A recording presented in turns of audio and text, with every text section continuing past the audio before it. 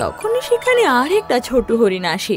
ওকেও দেখে সবাই অবাক হয়ে যায়। হ্যাঁ, তৃতীয় ছোট হরিণ। এখন আমি পাগল হয়ে যাব। এই জঙ্গলে কত ছোট হরিণ আছে। ওকে এভাবে চেঁচাতে চিল্লাতে দেখে সব পশুরা খুব খুশি হয়, আর সবাই সেই পুকুর থেকে জল খেয়ে পিপাসা মেটায়। তুমি এটা ভালো করলে না। যদি ছোট হরিণ 3টে আছে তাহলে আমি 3জনকে মেরে ফেলবো। এটা বলে শিকারী যেই না বন্দুক চালাতে যাবে, অমনি ওর বন্দুক হাত থেকে ওপরে উড়তে লাগে। হ্যাঁ, এইটা কি হচ্ছে? তখনই নীল পরী সবার সামনে আসে, আর ওকে দেখে সবাই খুশি হয়।